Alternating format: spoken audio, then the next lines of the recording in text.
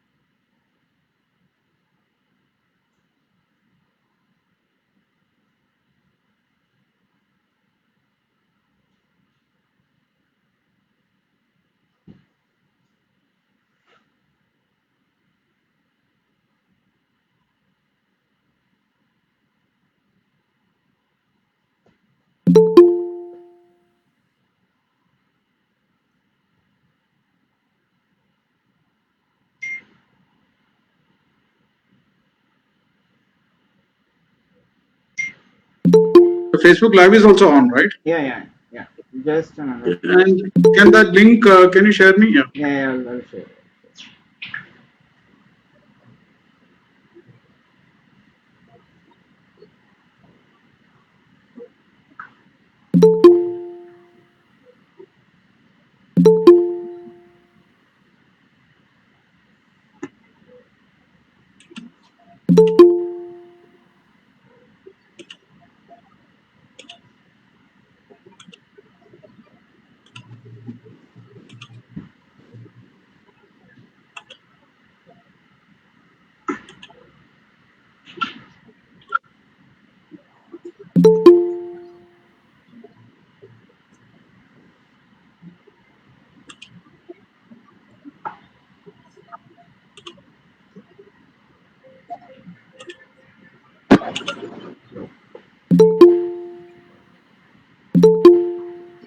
Hello? Yes. Who is this? What is it, Ryan?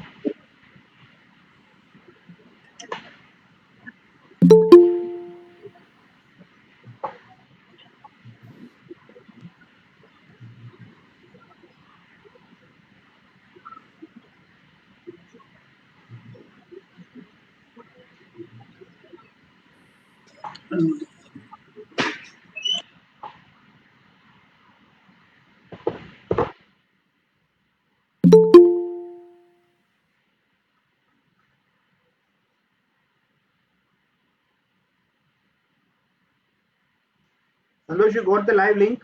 You can hear? Yeah, I got it. Yeah, thank you. Yeah, we can go for live.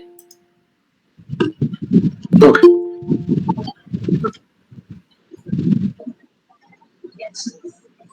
Sanna, you Should we just start? check it when you want to start. Salina will start, right?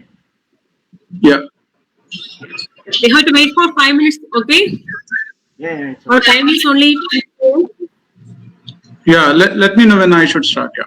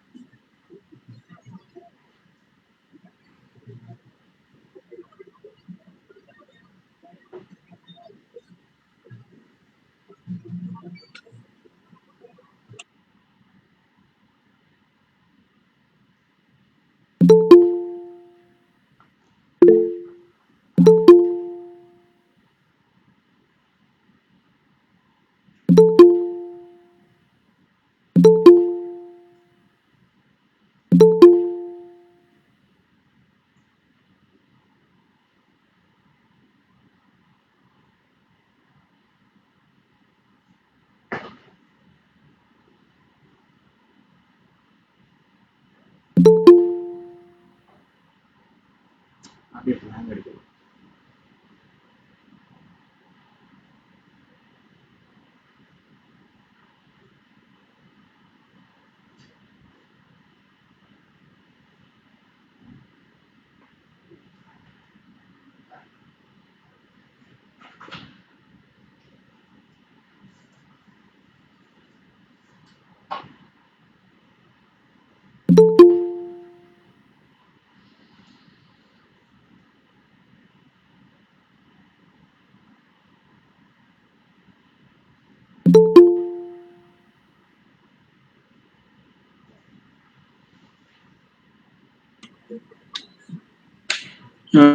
Sadar, Yeah. are you putting the slide or do you want me to share my screen? No, your screen only. You can control it. Just Ah, now I'm just for the others okay. to see.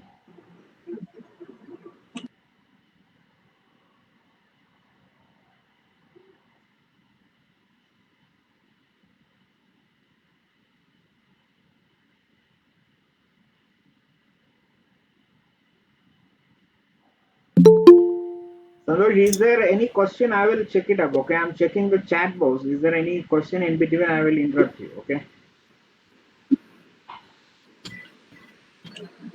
Yes, please. Yeah. Thank you.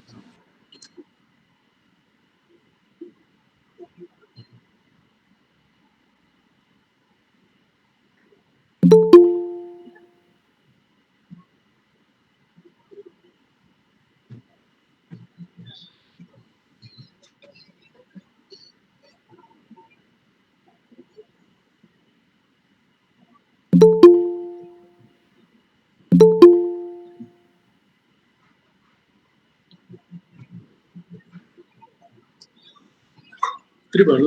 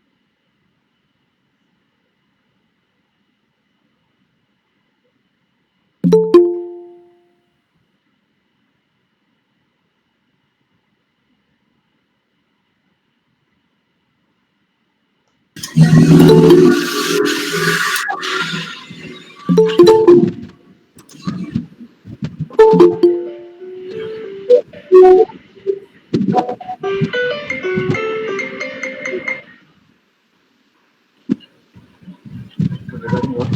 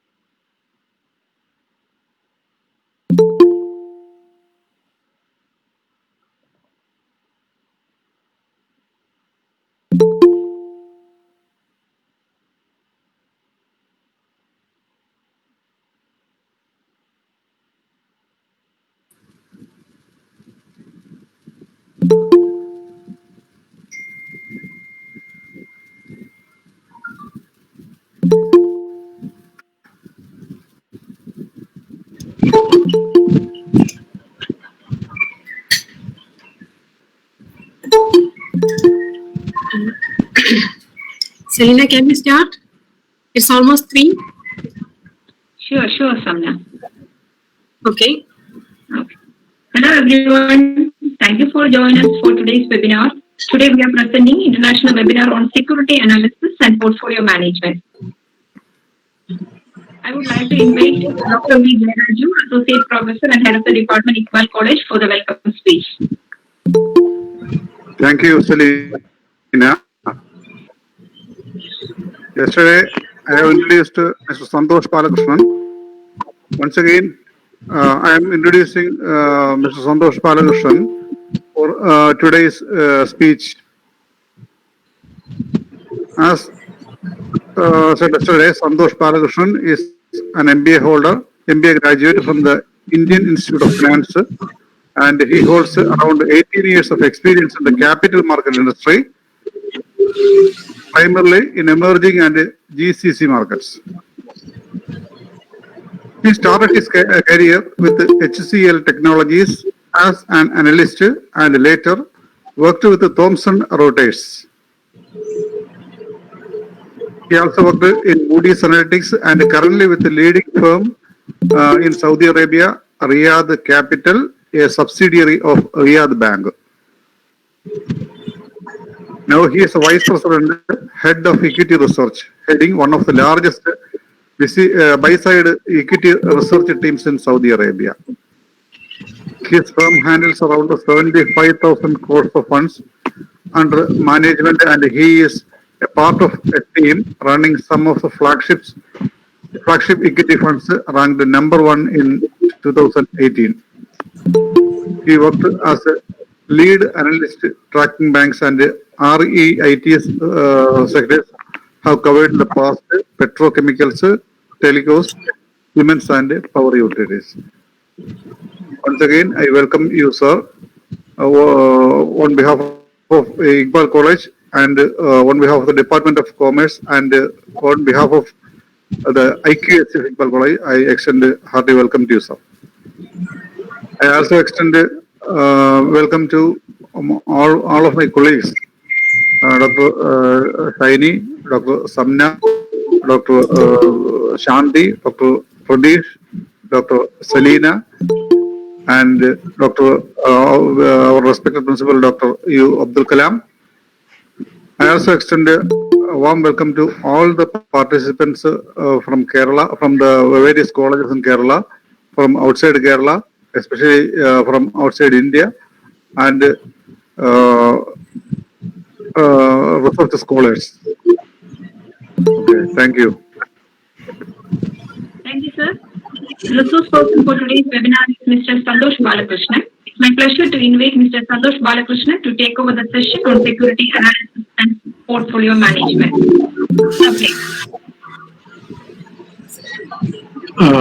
Good afternoon to everyone.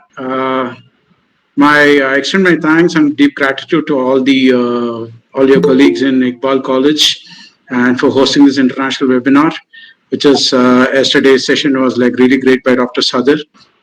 I express my deep gratitude to Dr. Abdul Kalam and Dr. Jayaraju, the convener, and coordinator Dr. Samna, and all the dignitaries in the committee. My special thanks to you as well for coordinating the best event I could see in this year.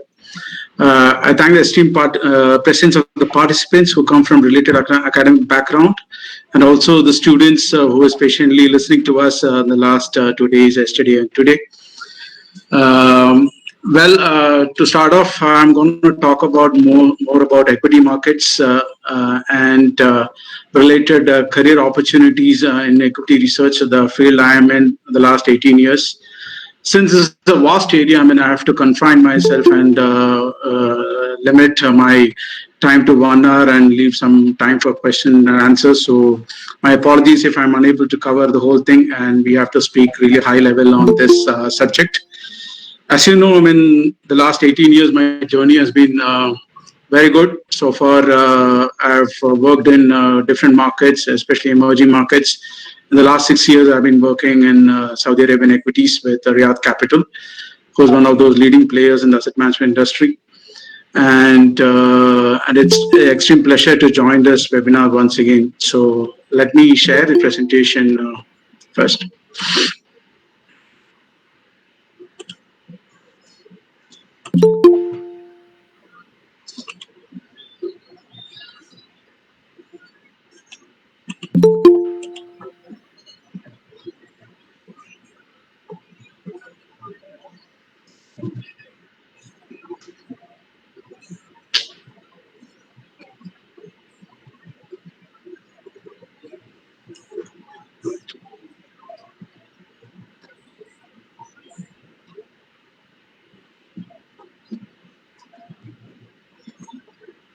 Dr. Sarna, if it's up, just let me know because I just shared. Yeah.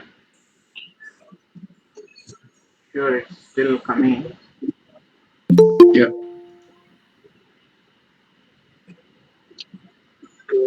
You're presenting the entire screen, right? Yeah, that's right. Yeah, make the presentation open. I think it's not. It's already open here. It's already open here. Yeah, once again, yeah. Now make it into a big screen, presentation mode. Okay, can you see the presentation? Yeah. Go back to the first one. Yeah. Now it's perfect. You can start up. All the best. Okay. Right. The topic is basically security analysis and portfolio management. I'll touch up the practical side of this industry because I have much better people who can talk about theory very well and who knows more about been teaching many years teaching students. The security analysis part is like the practical side of the big story is my heading. So we will touch up different parts of the whole industry. I mean, on a high level, and we'll take the Q&A. I mean, towards the last. But if there is any interesting questions, please feel free of the chat. Maybe Dr. Sadar can look up and ask if there is anything which is not comprehensive enough. Yes, this is a disclaimer. I mean, I have to clearly read out the disclaimer for you because that's one of those aspects which I need to, because this is on a highly personal level. The opinions expressed in this document are solely my own and do not express the views or opinions of my employer, Riyadh Capital. It owes no responsibility on others' views or analysis expressed in this document. The contents in this document are from public sources and should not be taken as an investment advice. Well, what is stock markets? Of course, you all have a very good idea what is stock markets. And what does stock markets mean? You'll be reading in paper, you'll be reading and you'll be watching news, CNBC, Bloomberg, and you'll be hearing from a lot of people. These days you will listen from the social media, Facebook, WhatsApp, whatever. And there are a lot of interesting conversations which happen on Twitter as well. So stock market, I don't need to describe that part again, like, what does it mean? So it's a place where we buy and sell stocks. So it's one part of the capital markets industry. So the equities as an asset class is the one we are talking about. So as you all know, the global equity markets is a 100 trillion industry by market cap.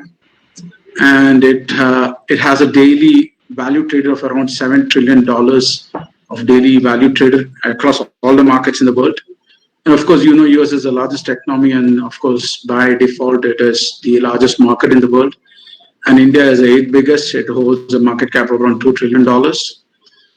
It's an industry gradually run by professionals across the world because we had different stages across emerging markets where the industry is in nascent stages, then which will be like mostly traders and bit of professionals, and eventually this industry gradually matures.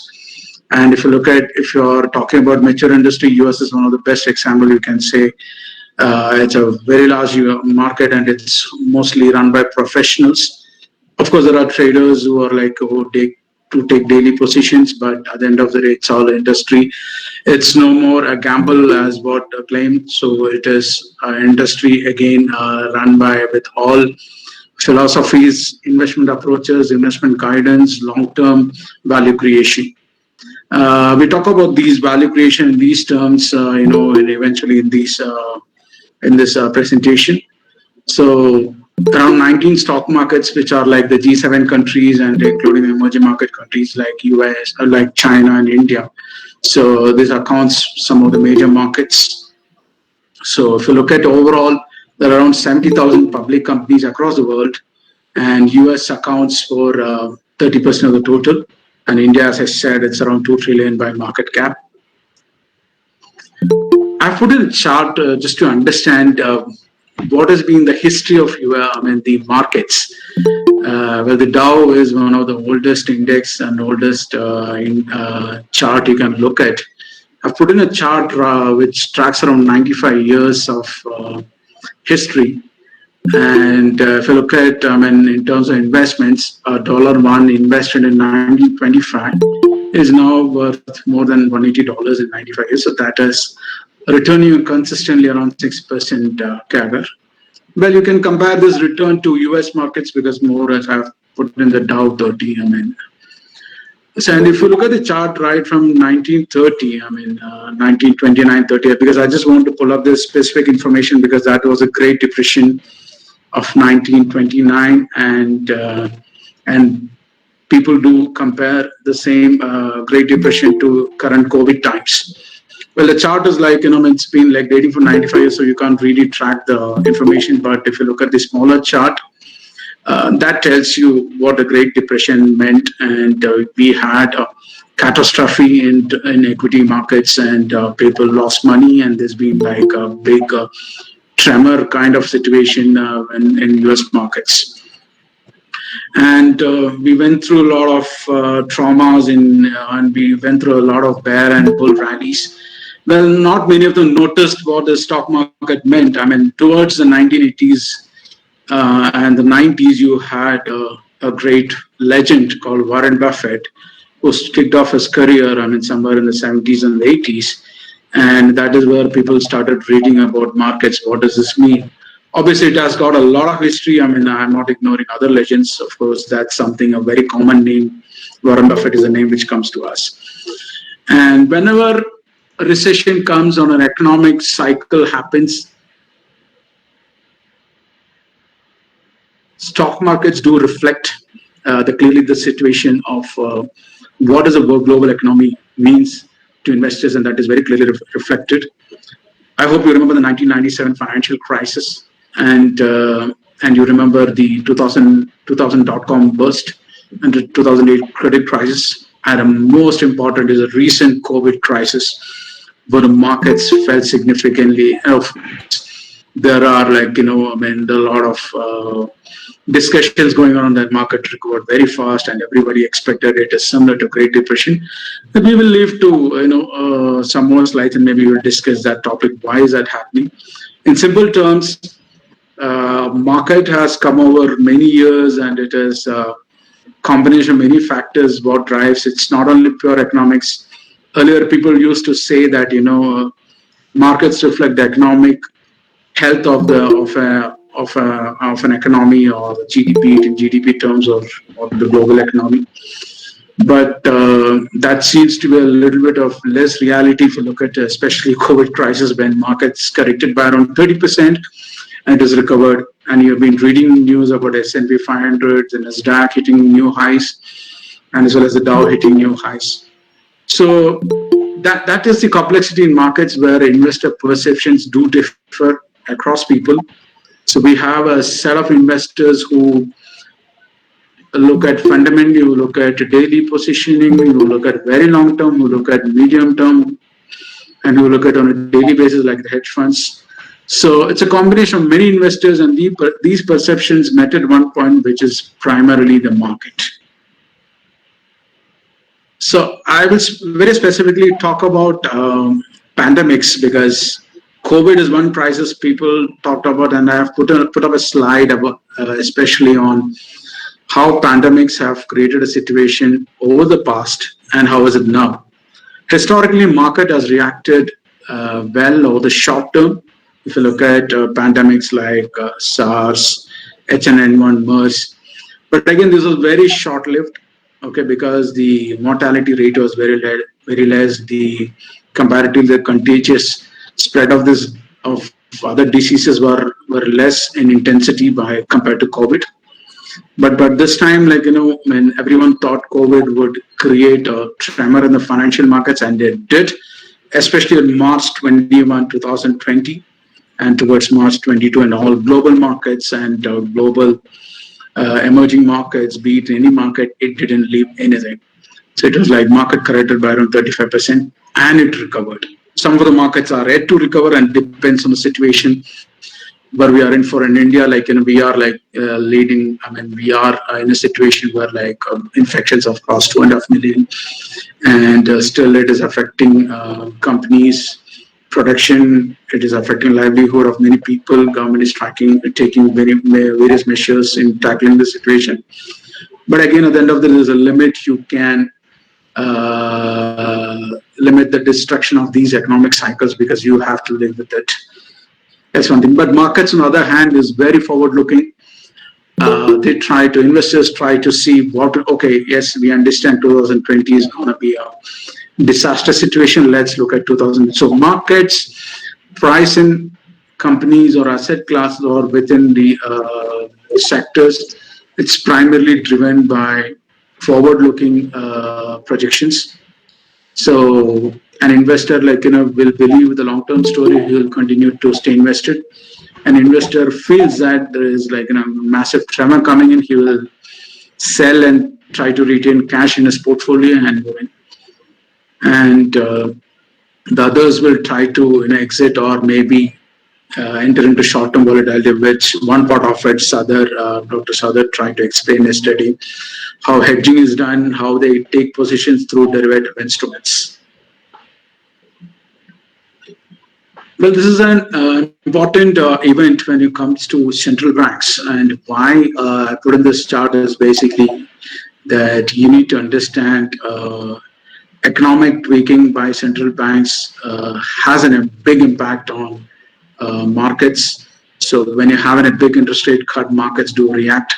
Why is interest rate cut is basically done to take back your growth into much better levels. So market will also kind of react accordingly. One main reason is why market immediately reacts is basically that banks continue to see stress when an economy sees stress. Obviously, an interest rate is a very good indicator how banks are going to perform, the markets are going to perform. But again, this is a short term, maybe there's another argument that people do say that when interest rates are cut, obviously equities and asset class would rally, but that requires a lag. Eventually it will take over because you have much better cost of your funding to take that money and invest in this market. Obviously, central banks through stimulus, they also pump in money to markets or through other ways like the liquidity easing, like the quantitative easing we saw in 2008 and what they did, the US Federal Reserve did, and this year so is our central bank, the Reserve Bank of India also did.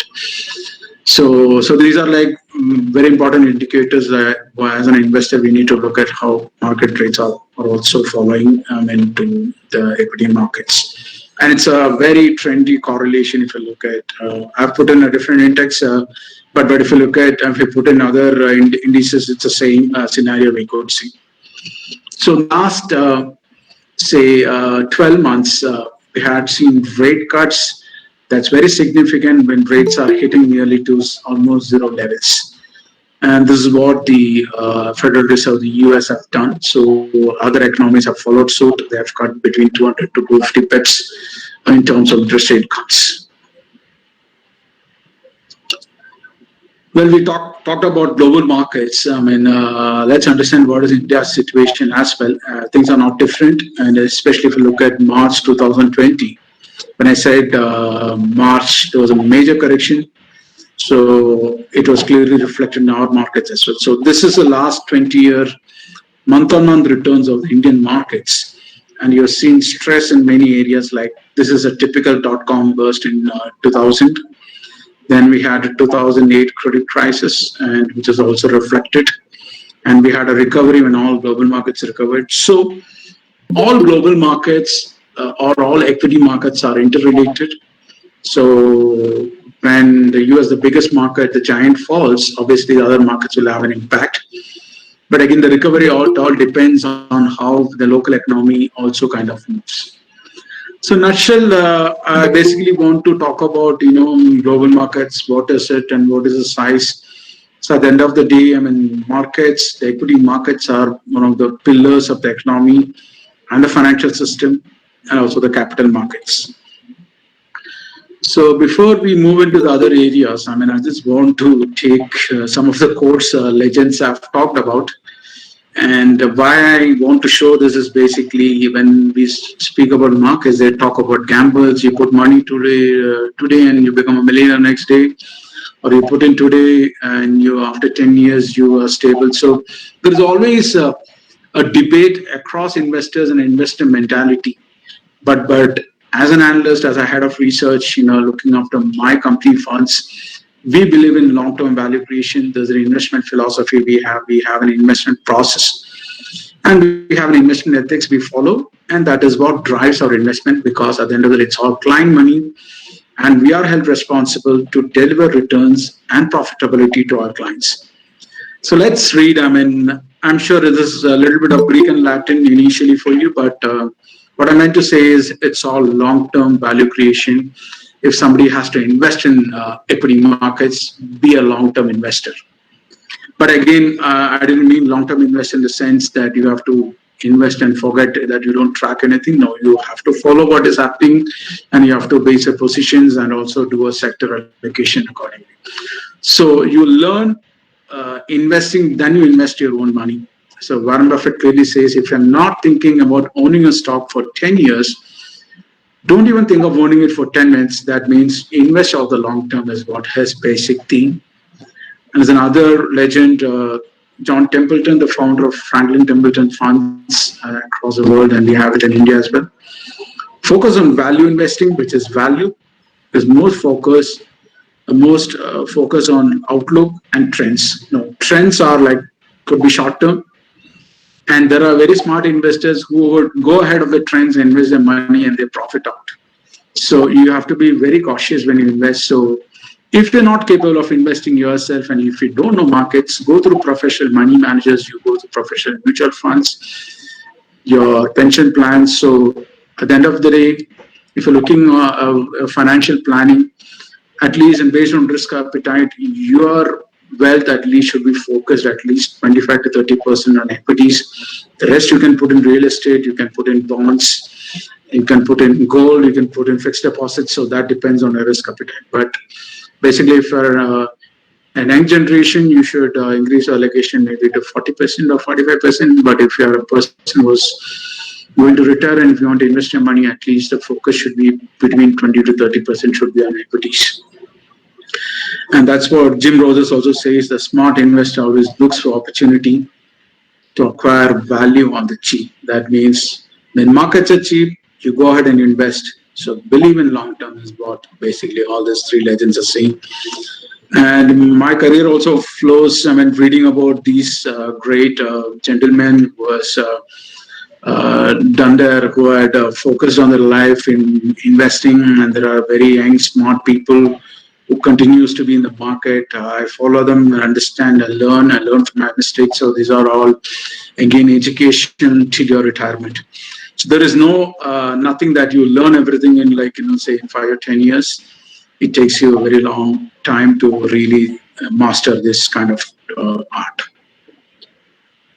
So there are multivariate approaches to investment analysis. I'm very specifically talking about security analysis. So what I mean by security analysis is company analysis, that you want to invest in a company, what are the key things you should be looking at? And I would say these are like very specific technical terms we use. I mean, the top-down approach, the bottom-up approach, which is again the theory experts knows it very clearly that what does that mean. So for the students who are yet to look at or learn their specialization, they can try to understand what this top-down approach means, the bottom-up approach, the industry analysis, and company analysis. Again, the industry analysis and company analysis, one among the other, I mean, between top-down and bottom-up. I just reclassified it.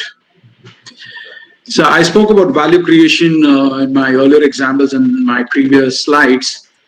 And I'm sure you would have read in the last 2 days what does Apple mean and how did Apple become a 2 trillion company. And the term 2 trillion means it's the size of India's GDP. And that's what something you will have to, it will come into your mind.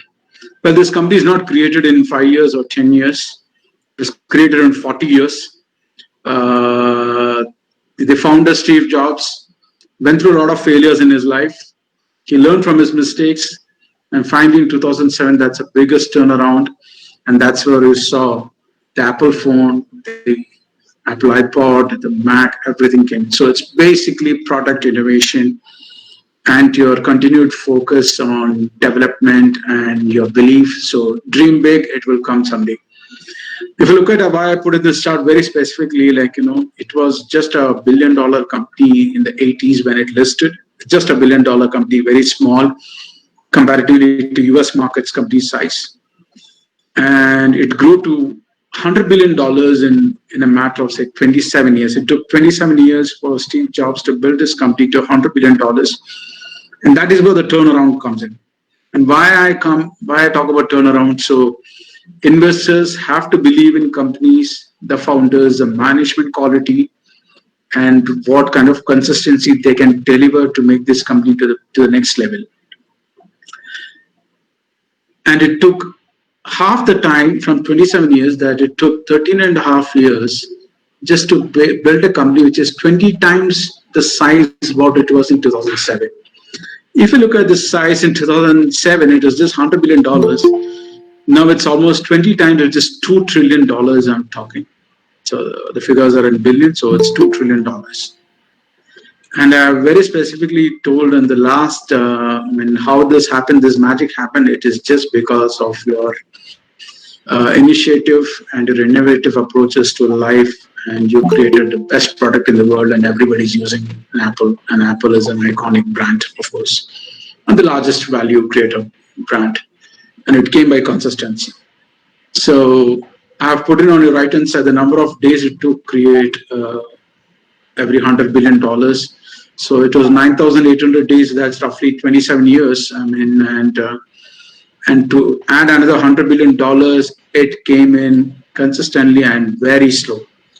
So it took another 100 billion, took another 1,385 days. That's roughly, we're talking about around 5 years, or roughly around that.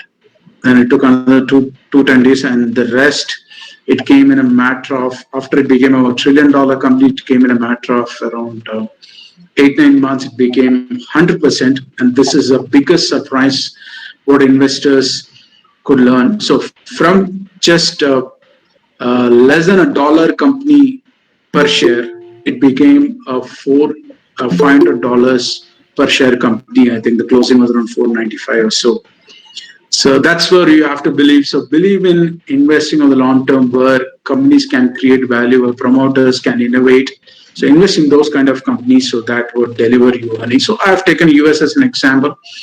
And in India, there are many examples, I don't want to quote here because that shouldn't be like an investment advice, but where companies like was grown consistently, like Reliance, TCS, we have Britannia in the other space, in the consumer space. So these kind of giants didn't come in one day. It took them years to create value for shareholders. And how does this approach works? As I said earlier, like it works like top down and bottom up. It's both the same, but they're different. Let's simplify. So when we talk about a top-down approach, so this is very specifically to students. They can understand how we analyze companies. So how we analyze companies is like, either one way is look at the global economy, and within the global economy, which economy is growing, and which economy, which sectors are growing. I'm just going one by one. And within sectors, which sub-industry is growing, then within industry, which specific business is growing. There was a time like, Eicher Motors was a company which was like making just trucks. It eventually acquired Royal Enfield, and it initially didn't kick off well. And the CEO of the company was one of the main reasons, the management quality. I can very specifically quote with examples. That stock has delivered multiple times over a period of many years. I've seen many WhatsApp forwards and Facebook links that saying that if you had invested in, instead of buying a bullet, you could have invested that money in the stock, and you could be owning a Rolls Royce right now. So that's a reality that is something you should understand, because the money which has grown and the kind of growth in stock prices over years, growth in earnings, those are like, this is one of the classic examples I can quote in a very simplified terms. So you look in companies, you filter companies like starting from a global economy, a local economy like India, like it used to grow at 7%, and now with this year is a very specific situation. So you look at an economy which is growing at 7%, or look at China, which is growing also consistently 7%. You look at sectors which can add value, like say consumer or any other consumer discretionary, consumer durables. So because it's a population-driven economy. So consumers would be a long-term players. So, and there are many examples within sectors. So I just took one example, just to make things simple for you.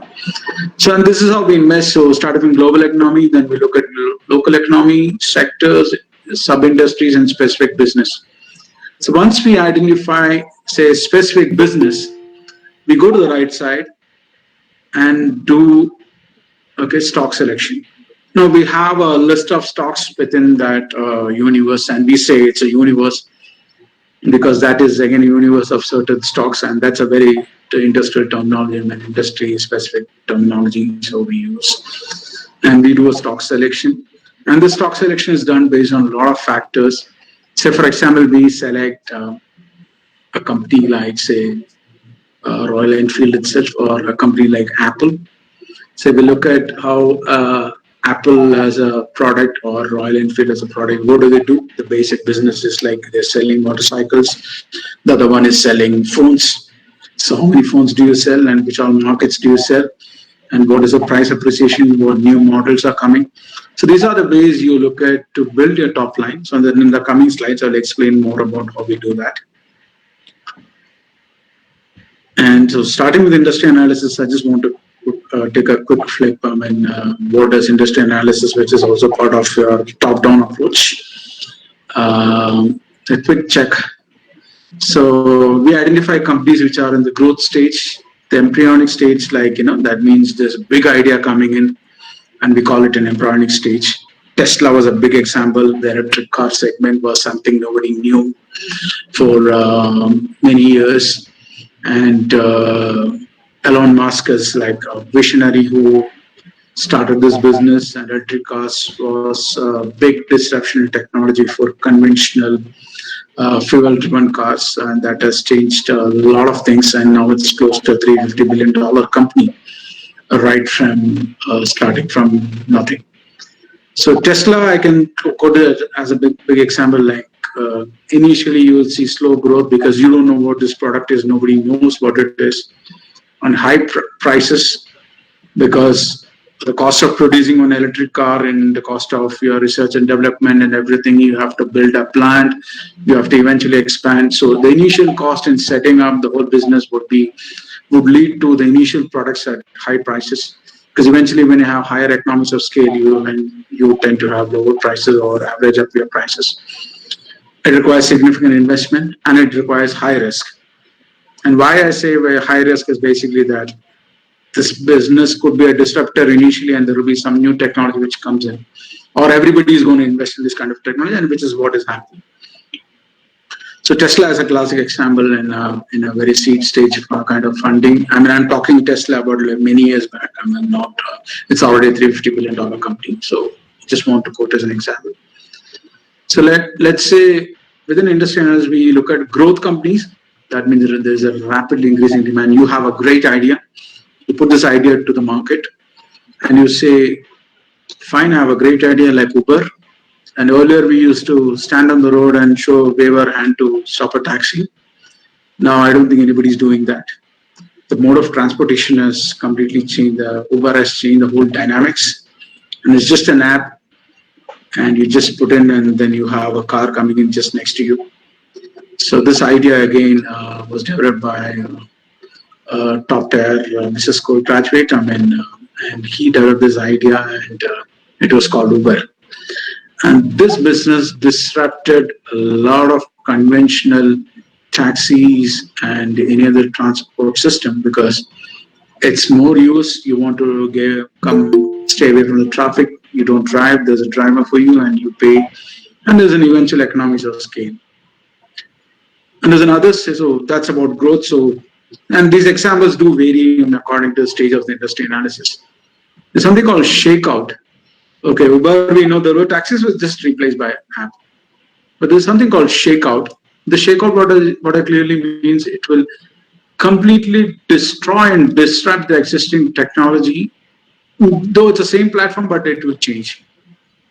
Back in the 90s, where you have to wait for a connection with the Department of Telecommunications, you have to wait for 6 months, pay 6,000. There's a special charge to get a fixed line from the Department of Telecommunications. Now, in 2000, in the 2000s or precisely on 96, 97, the eventual industry completely changed, and there was invention of mobile phones or the wireless technology, okay, which came in, or the cellular technology, which came in, and there was no need of a wire, and you could just keep it in your pocket and keep going.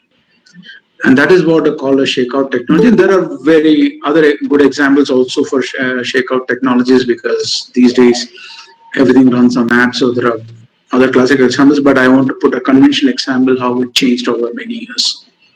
So intense competition, declining profitability, I'm talking about now, because cellular was a technology like we had it like say 25 years back, to be precise, from the emerging from the mature markets to current. Earlier, we used to pay 18 rupees per telephone call if you want to make a cellular call. It was 18 rupees or 20 rupees as far as I remember. Now you pay in paise. So that is what the declining profitability and then immense competition. But you had different stages of business. I mean, these businesses do change. They have their upgrading technology, which is also part of the system. When it comes to mature technology, we have cars as one of the mature industry, and we can say little or no growth, industry consolidation.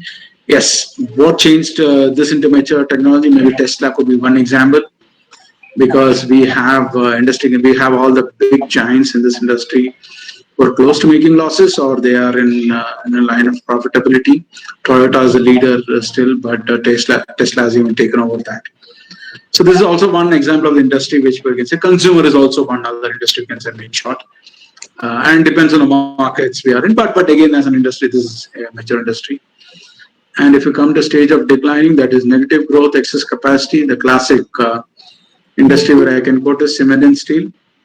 In China, I mean, there's close to 1 billion tons of capacity, and the demand is close to 400 million tons of capacity. That means where supply excess exceeds demand, we call this in the decline stage of an industry, because that industry has built in capex over many years, and the whole dynamics have changed. And if you look at cement in India, we have a demand of say 200 million tons. We have capacity around 256 million tons. So the price competition comes in. That's typically a decline stage of the industry. I mean, as an example, I want to put it. So this is how we analyze, and we do sector level analysis, how we classify these industries into different 5 stages. And if you want to talk about very specifically the bottom up, where I was talking as one other example on your right hand side, the stock selection, the bottom up, we do a little different kind of analysis, which is basically company analysis, where we look in specifically on the company, and we talk about companies which are into what sort of businesses they kind of do, and that's how these companies make money and eventually earnings. So it's very simple logic how we look at companies which will make sustainable free cash flow. That means companies which have higher margins, which can pay dividends, which can continuously invest in capex with their internal cash flows generated. So the start of this analysis, I have to say, we'll have to look at the top line. So an intrinsic way of analyzing a company is basically look at the top line we make. So revenue drivers is very simple. I don't want to go too much of detail because a lot of technical things in it, and I have to take to other slides as well. So it's basically, what does the revenue means? It's just basically price and volume. A cement company will sell 1 million tons of cement, and it is calculated at say 300 or 400 rupees, and that is the revenue, price and the volume. It's very simple. And this analysis depends on companies in operating in different levels. Like some companies eventually invest in capex, that means for additional capacity expansion, price movements, and volume sold in the market. Excuse me. And industry indicators also a factor of forecasting techniques. So we know where we need to start the analysis. It's basically the revenue drivers and what margins, what is your cost. A cement company, what does it make? It makes cement. You need limestone, you need rock, you need fuel. So that comes as part of your cost. A steel company needs iron ore. You need other things. You need to have the cost of fuel, and that's how cost is calculated. And an element of depreciation, amortization, it comes in. For sure, you have learned those things. Why does it come? Now we understood what is industry analysis, what is company analysis, and we as an analyst, we look at a lot of factors why, how should we select a company. But when we select a company, we need to look at identify good stocks and good companies. There are great companies built, but you remember one of the legends said, when you're buying it at value or you're buying it cheap is what matters, good stocks. At the end of the day, we are shareholders. We invest the money in a company, and the stock price have to move based on the quality of the company. So that's why we are focused on good stocks. The company must be great. What if it's trading at higher valuations? That logic I'll try to explain in the coming slides. So companies which have a higher rate of return or return on equity than their required rate of return, which is a WACC, weighted average cost of capital, you would have studied in your theories. A company which has got great potential for future earnings growth. The companies which sales and earnings grow faster than those of other peer companies, like the market share. We look at all those things and how a company outperform other companies. And the companies which has got a higher average investment opportunities, that means a company which continues to grow. Like for example, like Apple, she didn't stop with the Mac, the basic Mac machines. He went ahead with iPods. He went ahead with iPhones. He went ahead with iPads. He went ahead with Apple Watches. So there's a lot of innovation happening in these companies. So the more you innovate, the more you learn the market, you understand your customers, and that is where you invest. So that is where we talk about investment opportunities. And these companies will continue to grow and deliver returns for shareholders. And also companies which can use their internal generated funds or free cash flows to fund their own investment projects, also great companies. Excuse me. Now we knew about companies, which are great in terms of, I spoke about ratios, I spoke about earnings growth potential, I spoke about capex, I spoke about investment opportunities. But there are some other things when we look at analyzed stocks. There are two companies which is growing at similar rate, which is growing like any other company. Both are competing well in the market. So TCS and Infosys is also one good example. Both are great companies. They're great businesses to own. But how do you differentiate these companies is what a job of an investment analyst. Like, what value are you getting by investing? That means I have a required rate of return that is defined by your WACC.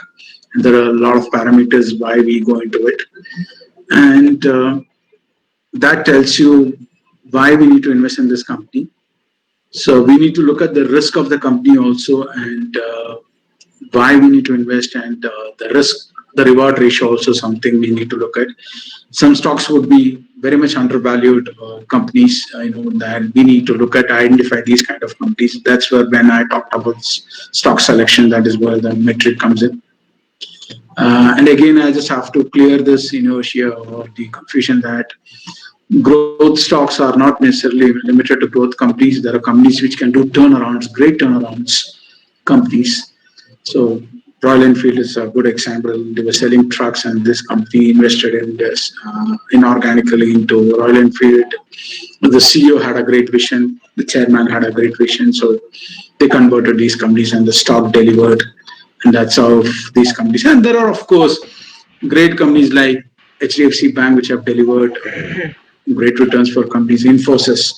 I remember the car driver of Infosys was given the stock options. I think he's a millionaire, is what we have read in 2000s, about Infosys as a company. So these are companies which have displayed consistent growth in earnings, and that is reflected in the stock prices. So identify these kind of companies.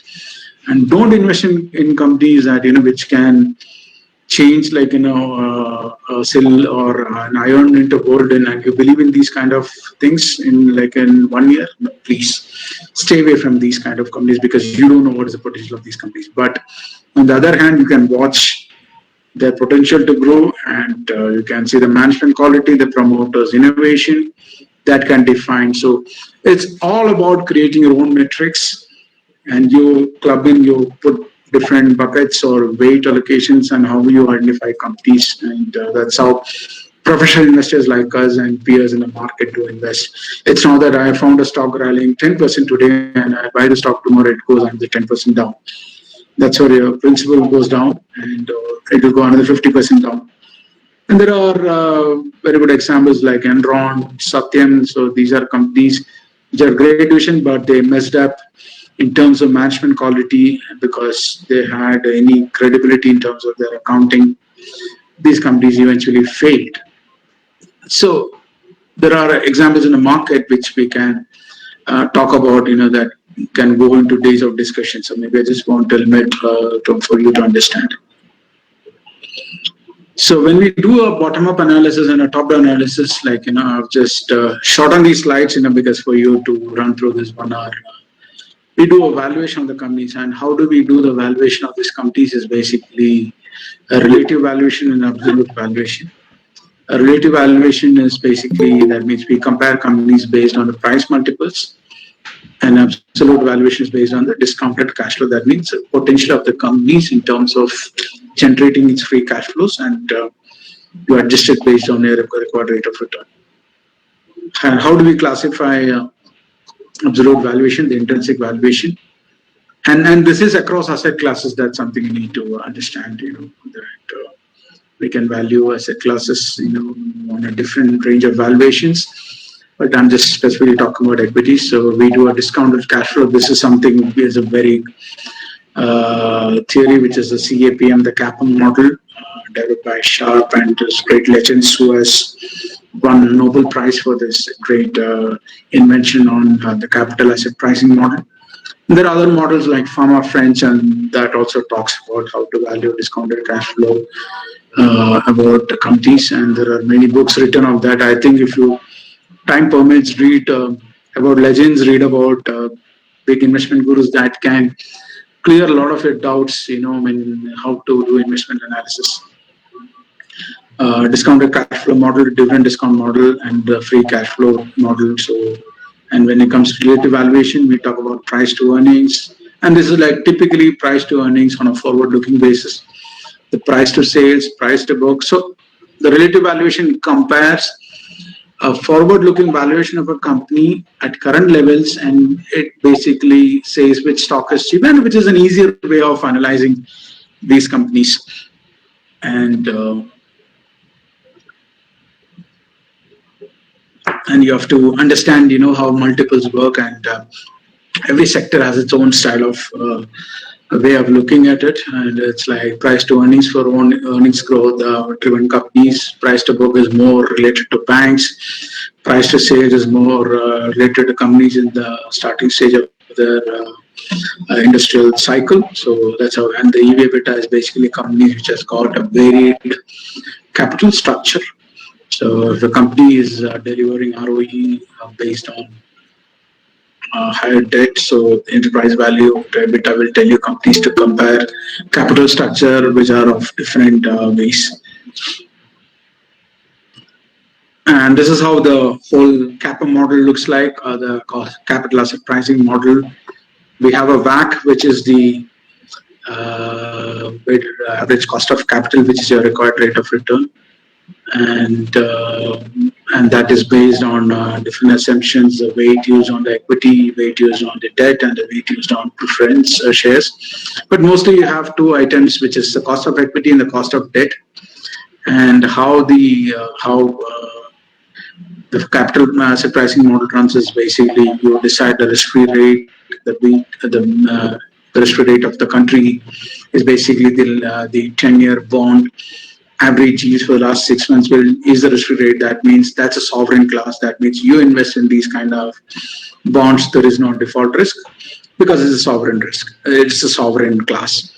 And beta is an indicator which is a correlation of the index to the security and by the correlation coefficient, and the RM minus the RF, which is return on the market, which is basically the average return for an index for the last, say, 20 years to 30 years, and RF is basically the this is based on these models works well in mature markets and not necessarily in emerging markets. I'm talking emerging markets, say like India, China, the market which I'm working in, Saudi Arabia. But the discounted cash flow more works in markets like US, France, and this big developed economies like Japan. So it's a combination of many factors how analysts comes with an assumption, and this is all driven by assumptions. And the cost of debt is basically what rate are you taking on the senior debt and multiplied by the 1 minus the tax rate of the country.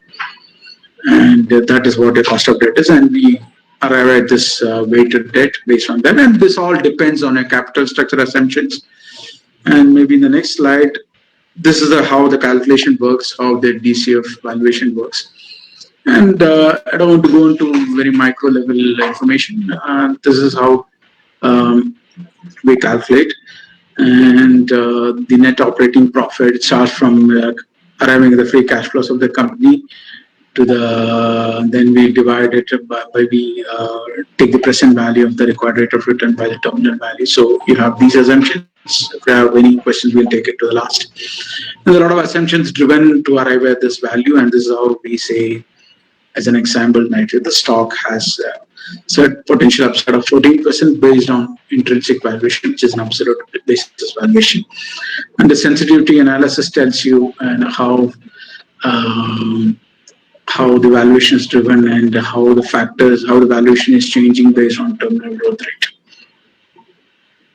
And this is an example of relative valuation, and this is how it looks. So this is like an example of petrochemical companies, and we look at the earnings potential of these companies, like say 12.6 times. So how do we say a company is cheap? Because the company is trading cheap, because that's the lowest number you can see, say National Petrochemical Company or Advanced Petrochemical Company is trading cheap. But again, these are also driven by their average valuations, how market values, because every stock has a range in which they trade, and that's how a mean reversion happens. So when you say the stock is undervalued, you look at the historical average of those companies and how these valuations were, and how was it trading. And let me tell you, the PE, the price to book assumptions are very easy indicators to see where do we see a reason to invest in certain company. So that's how we analyze. But again, this is also one part of the investment process or the stock selection we arrive at. And we talked about top-down and bottom-up analysis. We talked about valuation. I'll come to the almost the last stage of the process, which is the portfolio management. So I, as a head of equity research, works for my portfolio managers, who manages money of our clients, and they have a different ways of investing on. They say, okay, if I go and say a next company is looking good, and I feel there's an upside. So they decide, whether this company, so they cross-check, we debate these investment thesis on a one-on-one basis or in a group or team-level discussions, and we arrive at a conclusion, this company is worth investing. Because it's basically a point at which where the research analyst and the fund manager is convinced on investing a stock. Because he has a list of stocks, say 100 stocks, and he has to invest in stocks based on his thesis and investment philosophy. Now, what it means by investment philosophy?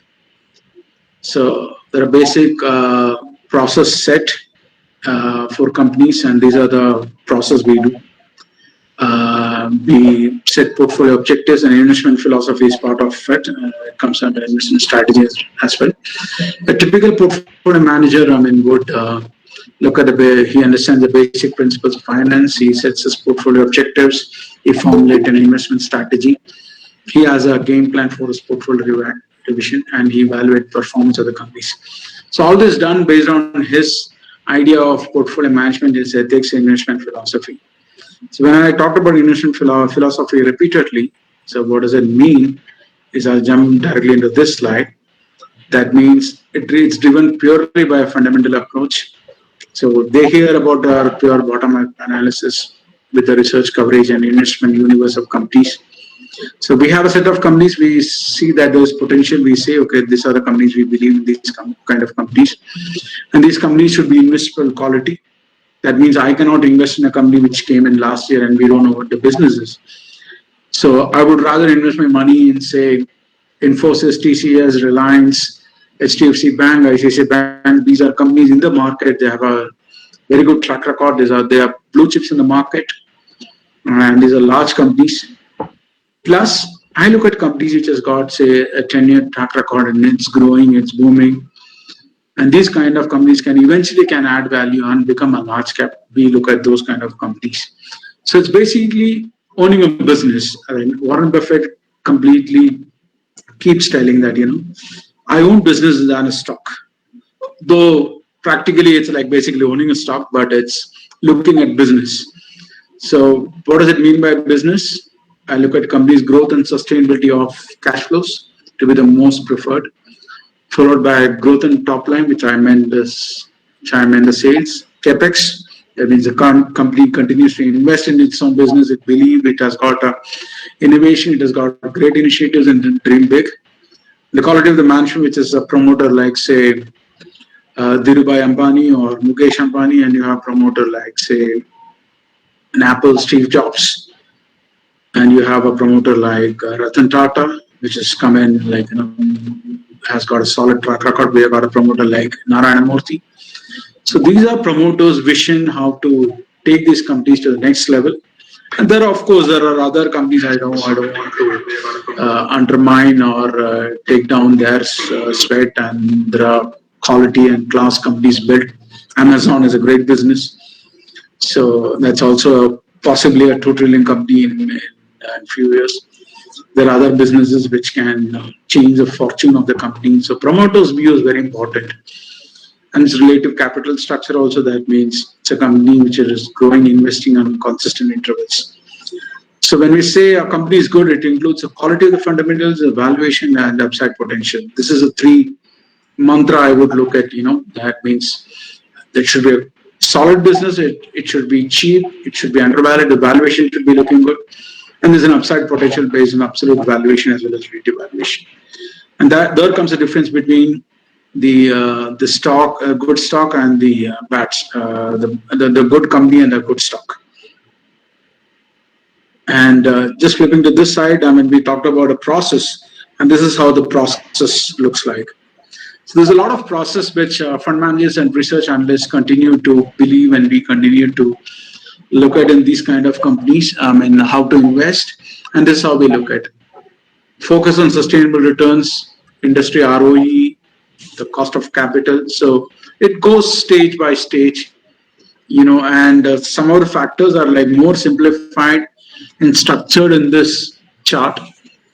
And if you just read through it after, we finish the presentation, you can get an idea of what does a company mean and how do we select companies.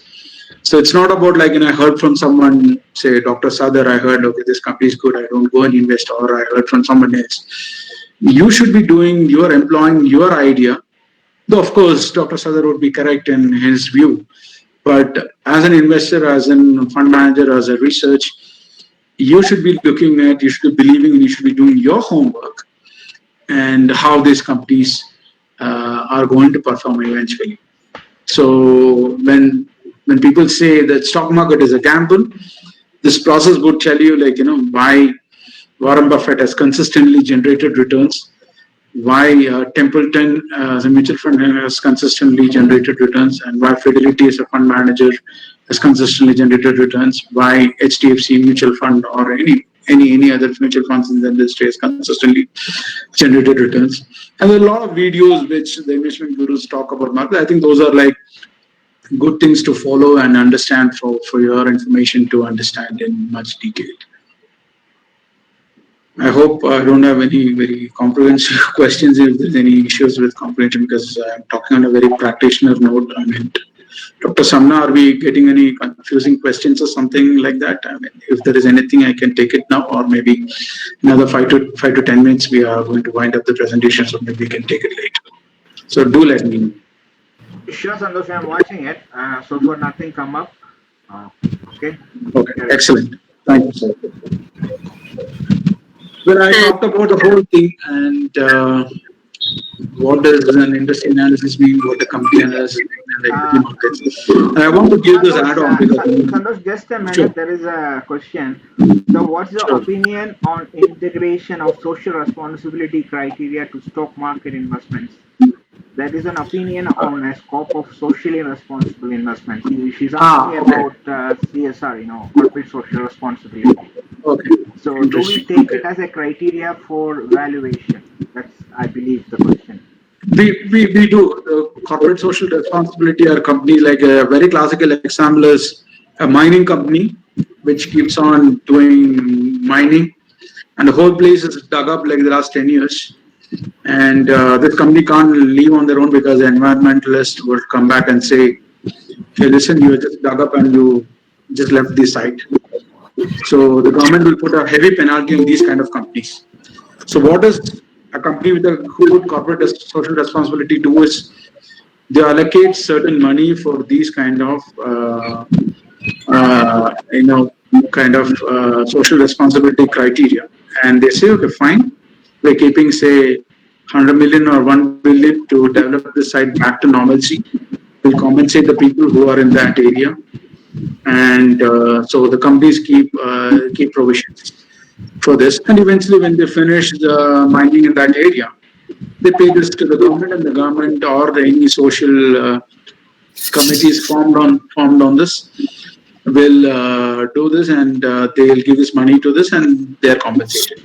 So, as an analyst, as an investment analyst, or a head of research, what we do, we look at these kind of companies who has not allocated any money and eventually leave the site, and they will attract big penalties, which can pose big investment risk on the company's earnings in future.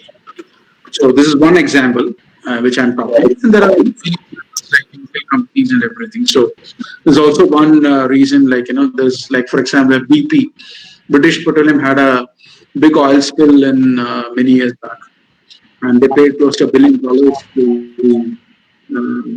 to the committee who was overlooking this UN or any very specific. Yeah. So they paid. Sorry, excuse me, is it regarding the Vedanta? Recent thing happened in India. The Vedanta plant in Tamil Nadu has some issues. So can you just highlight, because the people can relate it in Indian context? Well, to be frank, I don't look at too much of Indian stocks, but I can talk about this, Vedanta especially. I think that was like an incident which was like beyond the control of the management, and and there was like ongoing issues there. But the legal system is a little complex, that sometimes it goes in favor of the environmentalist or the company. So of course we need to look at companies which are into that they don't violate any of these rules and regulations, and the corporate social responsibility comes in that when investing in a company, you are committed to look at the risk of the company rather than looking at the potential of the company. The investment risk, your downside risk is like social responsibility is also one part of those risks which you can classify. And now there's another big thing emerging globally, which is the ESG, environmental social thing coming in. That means investors will invest in companies which are like not into tobacco or alcohol or any other things which can abuse the environmental things.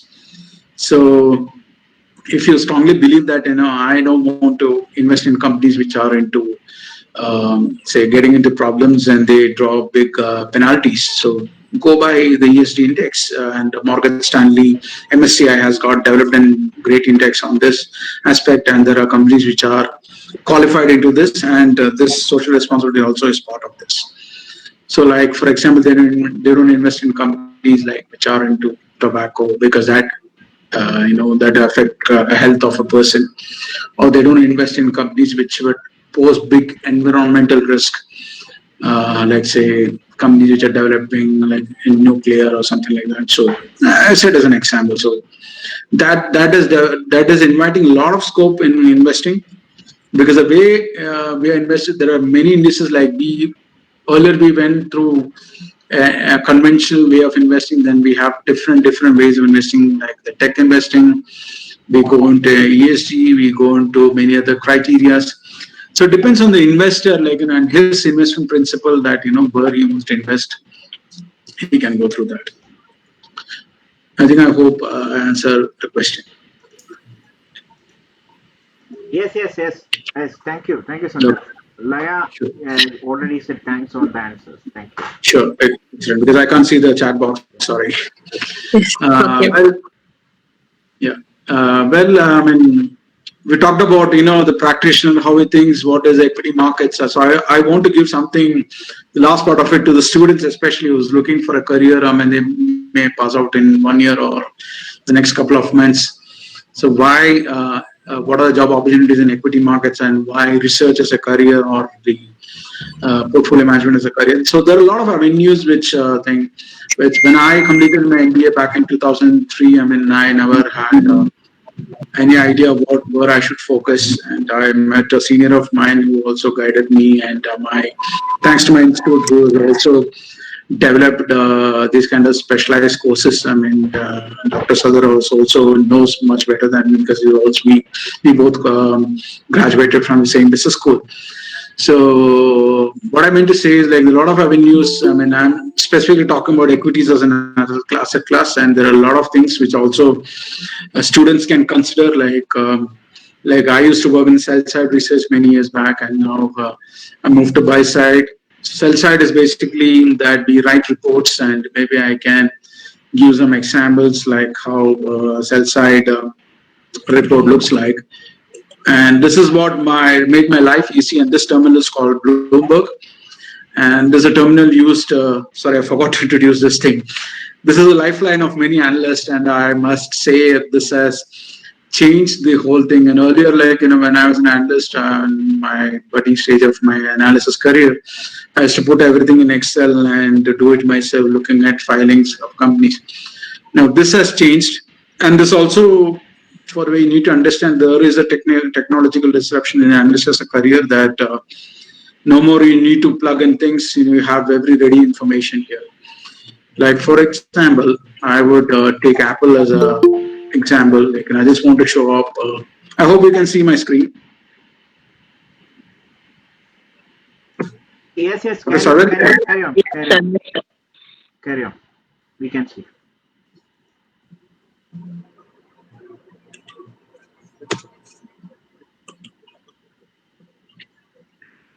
We can see, sir. You carry on. Okay, excellent. Just put India as an example.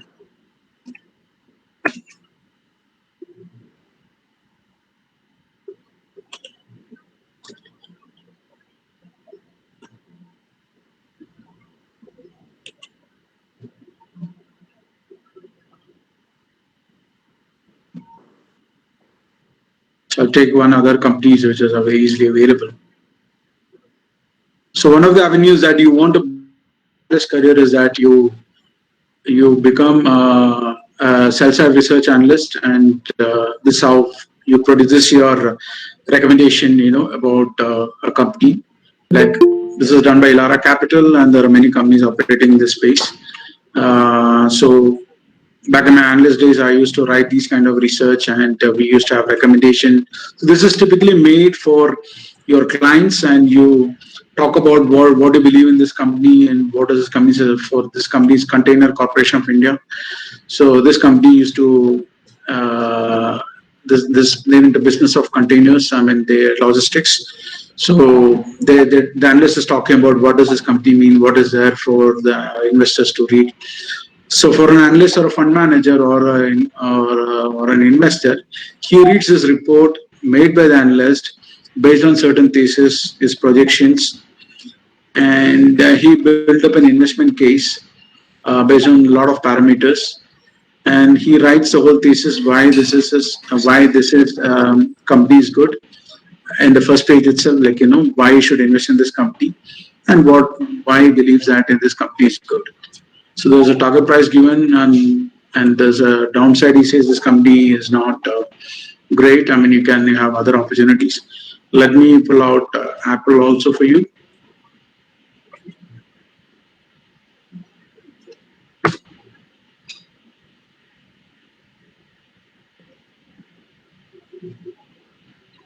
Or maybe any other companies which is easily available, like say Walmart. I'm sure you would have heard about this company, Walmart, the biggest retailer in the US. So this is written by the big investment bank, JP Morgan. So they're talking about the company's analysis. Recently they reported results. So they just want to talk about how the results were. And this is how, the analysts write about the research. So this is much more detailed research because it's done in a very developed market like the US. Analysts are much more qualified. So they write about this, and this is analyst who write the research. And there's a lot of investment case he builds, on the company. Like, he says his main investment thesis is that he believes that Walmart is moving with speed and decisiveness. That means he's very positive on the company. There is more upside for this company, is what he's eventually saying. There's a lot of calculations, a lot of write-up he writes, before. There's a lot of hard work goes into it. And if you look at most of the analysts who comes in media, they are people who write research and they publish the research to clients. They talk about in the media and what they believe of this company. So this is one classic example of a sell-side research. And this research information is completely tracked, and Bloomberg will give you amazing level of information about a company. Like, for example, Apple, this 2 trillion company is given US dollars, and how it has grown. Revenue from $215 billion, it has grown to $273 billion. So investor and analysts have access to this kind of databases, like unlike in the past where you go into the company website or you open the newspapers and you have the financials published and you put in Excel all this information. Now that age is gone, and the new and the budding analysts will learn this thing. Basically, that's also a qualification in the industry that that you have very, very good skill sets on this. So, and this is also automated in many ways. Like, for example, we use these kind of templates to develop information, and this is how we use this information. And like, for example, if I have a company on, say, Tesla, or let's say I'll put Apple, I'm comparing with the wrong company, but you have all the information coming in. Earlier, I just put about a company which is more Indian market. So this is how we compare peers. So this tells you the track record of a company. So the days have changed. You have more automations coming in, and you can see how it's automated in Excel sheet itself. Unfortunately, today there's no market. Otherwise, I would have showed you live examples how market also moves. And this is a place where we get all the information about how markets moved. And that's how we look at markets. And I showed you an example of how markets moved over many years. And this is how we look at, you pull up their charts and you look at the trends. And it goes for many years. You can compare many years and see how the trend is. So this is a specifically about Dow Jones and how this index looks at. And there's another set of investors who looks at specifically technical analysis. And Sagar is a master on that. We can talk about technical analysis maybe. If time allows, maybe another webinar, he can talk about it. So there are many ways to look at, and this is how they look at candles and everything. But we as fundamental investors, we look at fundamentally about investing on these companies. So how I started my career is basically on sell-side research, and then I moved to buy-side research. Maybe my eventual move would be a portfolio manager. So you have another set of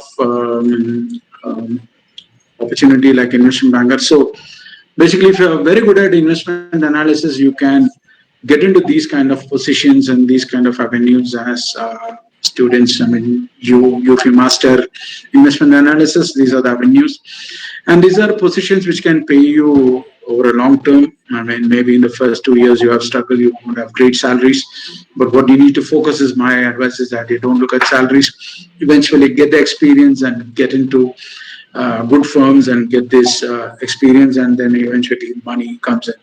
And that's what I believe. My story over 18 years shows me that how. And of course, it's with many. I mean, I know a lot of my peers who have grown like that. A job profile, I'm very specifically talking about research people, that you have a certain set of companies. You write a report on, you buy side also, you write reports. You have 7 to 12 companies, or say 15 companies. You understand industry better than anyone else in the market or the country. You prepare financial models, and I've shown you how financial models are also. Maybe I can pull up one example if needed. Then you speak to management, you understand what the management quality is, you write written commentary to your clients, to your fund managers, and ideas and insights are passed on to your sales, so that sales can put your product information, because the product is your report, and the idea is basically that what is also given to your portfolio managers. And you do a lot of meetings, and I'm sure a person in my career have to travel, meet companies, and keep attending conference calls. So it's like how we manage your day-to-day activities, including conference calls, attending, listening to people, listening, and doing a lot of meetings. So what you need to have is anything a common human being has, requires a certain level of intelligence, analytical skills. A person who is very interested in numbers, crunching numbers, this is the place for you. An engineer by profession, he can choose this kind of career, he will excel. An IT person who knows a little bit of programming, that person can do wonders, because you do a little bit of programming, analytics, and you understand finance. You can create softwares, you can be in hedge fund, you can be a good fund manager or research, because how you need to develop yourself is that you take minimal time in developing something or doing something. There's more to get experience. There will be industrial disruption, like I showed in Bloomberg. I used to spend a week for getting companies' information into one place. Now I can just do in a matter of, say, 5-10 minutes in an automated template, which I showed you earlier. And there are different things you can do using Bloomberg. Your life has become more easy, but you have challenges in analysis, because at the end of the day, it's a human being which can do this job. So you need decision making as this. And of course, you need to have a passion and interest in the market. Unless you have an investment as a passion, this job is not for you, because I came by passion, and I like to spend long hours reading up and doing the same kind of work. It's not a 9-to-5 job. Very specifically, I have to tell you, it's not a job driven by operations. It's not just doing A to Z or 1 to 10 daily. No, it's not that kind of job. You need to be innovative. Also, you need to understand and improve our decision making. And after doing a lot of serious things, I just want you to understand that market is a combination of many things. And you'll be misled by many people. They will tell buy a certain stock and you will lose maybe 20% the next day. It's a very interesting chart I have taken from people that, you will misled by many people. They'll say price is going up. Let's watch the market. Let's invest. They say I will buy at these levels or on the next consolidation. So eventually the theory shows that the trend shows that unless you do your math or homework yourself, you're going to be a loser, because you follow markets and which are of, say, 100 people tell 100 opinions or 101 opinions. You're not too sure on consolidate. So believe in yourself. You understand the company, and you do your homework right, and you don't need to look at these fluctuations. You invest here, or you invest here, you earn. And this can happen over a period of say 10 years or 15 years. But what I can tell you is, don't be greedy. I mean, you can't earn 100% in a year. So, but you will earn much better than a fixed deposit offer you or a bond investment offer you. and what real estate investment offer you. So it will outperform returns. But again, this is not a guarantee because I'm in my profession. I'm not allowed to give any guarantees because I clearly says investments are subject to market risk. So keep always this in mind. But my personal experience tells me like my clients have made money. There are mistakes, of course, you learn from your mistakes. But at the end of the day, you're there to invest and you have to take some risk in your financial planning, and equities is a space which can give you money in the long term. I think with this I conclude. I think I took a little bit of extra time. I apologize, but I can take some questions if you want. Thank you. Santhosh, excellent. There was a question from Mr. Taduri, and the question is, what are SDGs impact on financial performance? SDGs. What is that terminologically? Is it social? I am not understanding. I asked Mr. Taturi, can you just unmute and can you just elaborate a little more on SDGs? In which angle? Because there are a lot of terminologies in the market, so I'm not too sure what you are. Yeah. Sustainable development goal. Sustainable development. Okay. Yeah. Okay. This is part of like, a company's inbuilt strategy, because, that's something to do within the company. But as an investor, we look at sustainable development as a goal, yes, but we look at on an investment perspective. Okay. I think what the person who asked the question is referring to is more related to a company's inbuilt strategy. But as an investment strategy, we have a goal, we have an investment goal, yes, that comes as part of an investment philosophy and a process. I think is what I can say at this point. I think hope I answered that question. Yes, and is there any other questions? Someone can unmute and ask the question. Reshmi, do you have any question? I think I want to.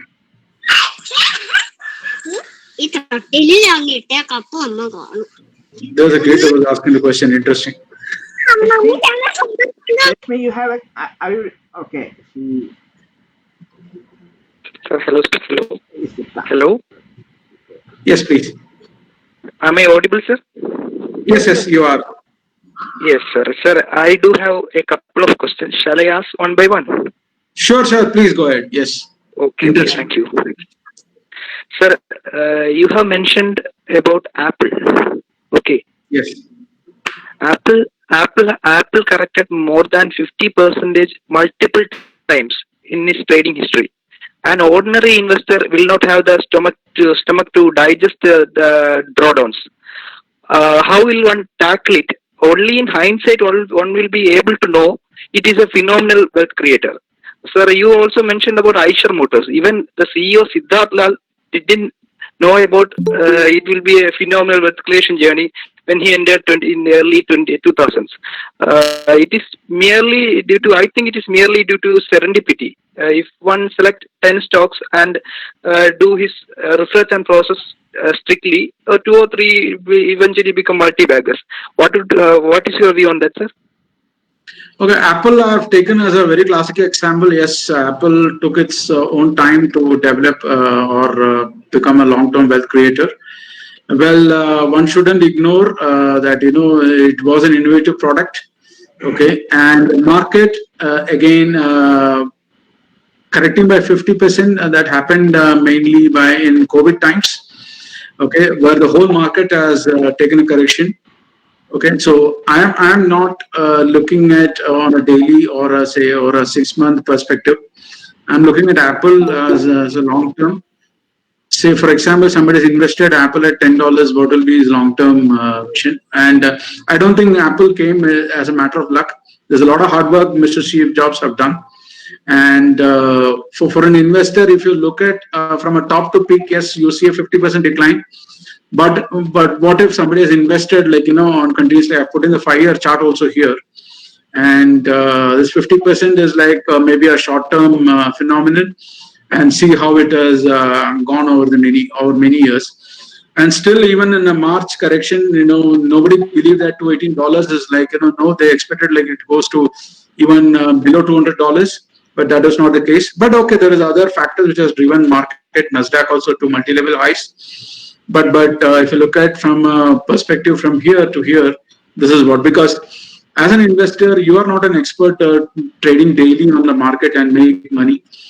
I have not seen people who are like really experienced who has become daily traders and make money over the long term. Eventually, the day traders like become losers. I have many examples. Maybe offline we can talk about it. But in so Apple, that's the case. I believe in the long term. And if you look at earnings, also yes, it has grown significantly over from many years. I mean, if you look at Apple's earnings history itself, I can just pull up the data right now itself.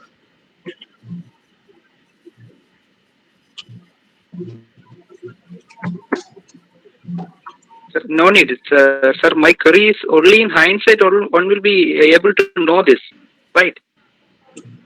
Yes, I mean, see, I mean, if you go by process, investment philosophy, I think you will be able to. I mean, nobody expected Reliance to be rallying, but in the last say 3 months. But there are smart investors who understood the potential of Geo, and they know that they're going to raise money. They invested in these kind of stocks. Okay, and earlier, like Reliance Industries was like just a petrochemical and oil and gas player, and they have a retail business which is not up to expectations, or we can say it because it's still developing. But nobody understood the potential of Geo in the last maybe 4 years, and how this has changed the last 3 years. It has grown more than 100%. So it is not by a matter of luck or hindsight that somebody looks at. Okay, I look at I read blogs. Yes, I understand there are multi-baggers in the market, but companies with no solid businesses cannot sustain for long term. Is what my understanding. And even the CEO Siddharth Lal, yes, initially he didn't understand the potential, but but he came with something innovative. Yes, he understood the classic motorcycle will have a reversion eventually, and he kept believing that. Maybe initially it was not a great idea, but eventually the stock delivered. That also we need to keep it in mind. So Nature also was an example. I am not undermining other companies in the market. I have, then we can talk for hours about that. But at the end of the day, believe in solid businesses, do your homework well, and there is investment philosophy. You have to strictly follow that. There are market volatility which happens. I don't think we need to focus too much on market volatility. That's the job of day traders. They invest their money based on their perceptions, but it's not up to them. If you are if you have a job yourself and you believe in financial planning, you just put your money in mutual funds, you stay put. Or if you want to directly invest, select your certain set of companies which can deliver value. I mean, again, market clearly says don't be greedy.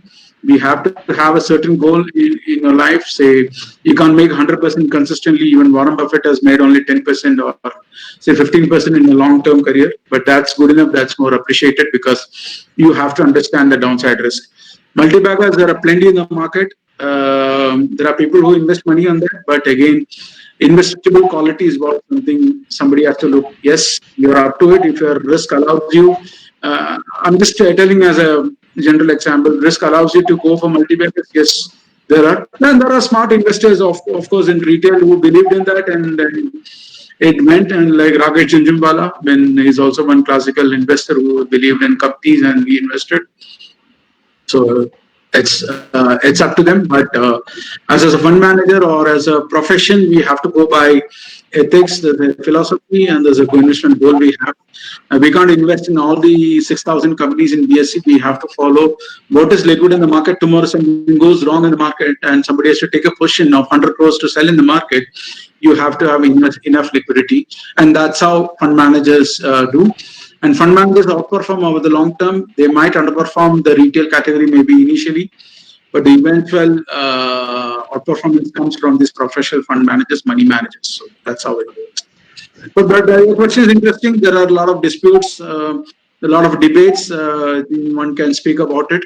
I'm just talking about my perception, of course. Yes. Santhosh, there is a request from Dr. Rupali Patil. She's asking about if time permit, it would be great help, sir. Can you quickly read moneycontrol.com with any one company as an example? So she's Okay. asking, can you just give a brief idea, if time permits, to go to the moneycontrol.com and pick up a company, and how we can read the company Well, website? I don't look at websites too much because I have my own preference. So you can just I give look at more. a two, three Oh, okay. macro view on Oh, that, okay. how Okay. we Yeah, should. of course. Let's say TCS. The next time, that's the largest by market cap after Reliance.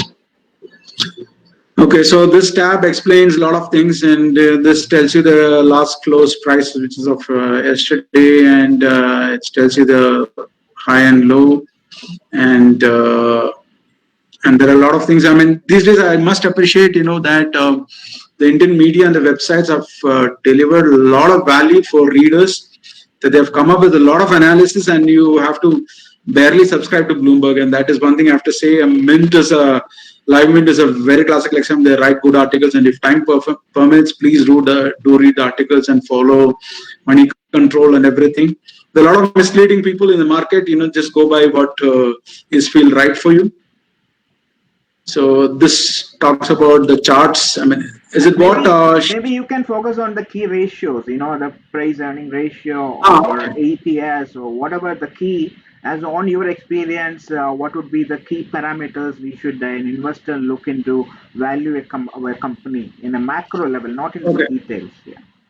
Okay. Maybe I would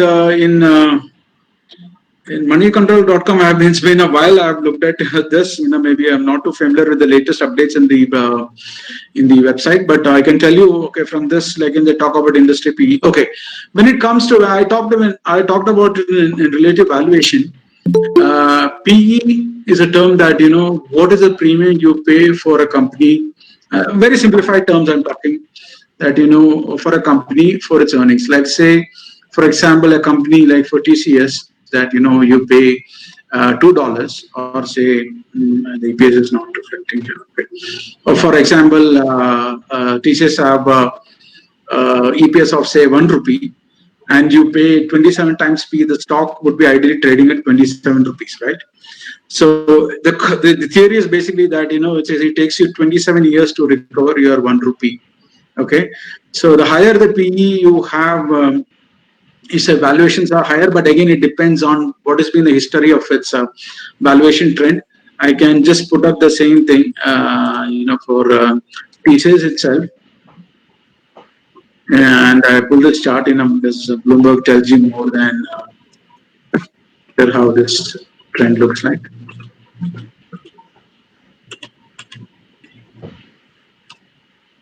It's the same thing what you've seen here. So this tells you the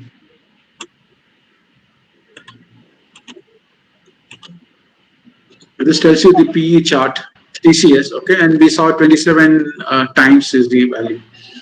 Okay, so basically this chart tells you that it is getting to nearly to its 5-year highs. Okay, the reason could be one thing is earnings could be down, but basically all the prices is also equivalent, so it's a combination of both. But if somebody is to invest, like if the stock has hit say 29 P, okay, we can say downside basically. It's correcting downside sorry? after the highest PE. So that the macro. Yeah, you see a downside when it's high. When investors look at this way, that they perceive that what is my average PE, like for many years. Maybe for example, this average PE could be in the range of say 22 times, and it's trading at 27. So it's like trading about like 1 year 1 plus standard deviation, which is basically above its 5-year average. So I look at companies, companies which are offering better value in terms of its historical PE. And there is also one graph also which can tells you about the band. How does it look? So it tells you like historically this has been trading at multiple levels. It's almost like hitting its it's a peak. You can put your assumptions here and change it, but it's saying that it's almost getting to its like peak on a 2-year basis. But you can change the year and all, and you can check. So here I can put like a 10-year.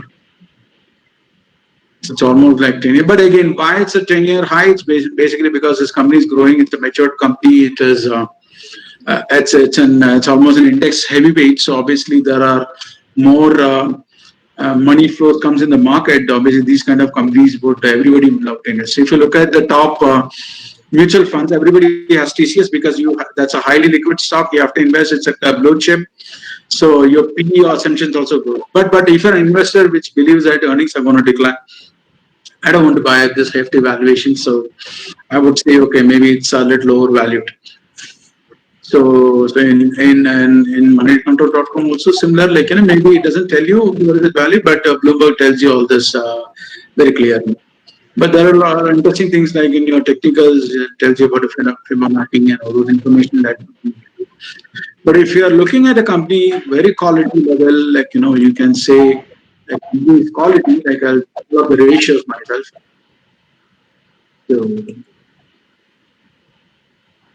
So it has delivered, consistently, from 34%, 37% ROE. It's still running at 36% ROE. And the gross margins, if you look at it, it's been consistent. So this is a company anybody would love to own because it's been consistently delivering this. Maybe not many companies can have that kind of proportion because you have to grow under the management quality and there's a vision for this company. So eventually, and it's got higher economies of scale. It doesn't mean that you have to invest today. I mean, I just took it as an example. There are also other better growth companies which can invest. So I want to look like an investment, but I just want to tell you the history. Does it answer my question? So look at ROE, look at margins. Yeah. So I think I can conclude based on the ROE and the PE ratio, and it ROE. Yeah, and it's always a combination of technical as well as the fundamental view on the market. Then only you can take decisions. Unfortunately, yes. Mr. Santhosh also can't recommend anything. He can just give you a tip only, no investment decisions at this session, basically. I think there is another question from Mr. Jacob. He's asking about how do you approach the selection and implementation of an information system for managing project and program for a portfolios in an organization? Okay, I think I just have to read myself once again. Yeah. Okay, can you just read it for me if you don't mind?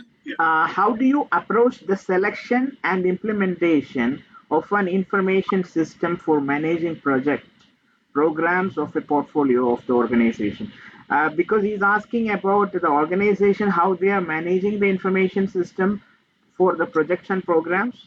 I'm not understanding it properly. It relates. I think he's coming to a point, where I have limited role because every company, asset management company, will invest in these kind of infrastructure because they have to produce performance reports.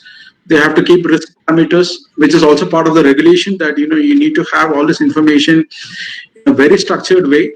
And there's another team which works, as part of the operations, the asset management operations, which does and invests a lot of money in these kind of systems.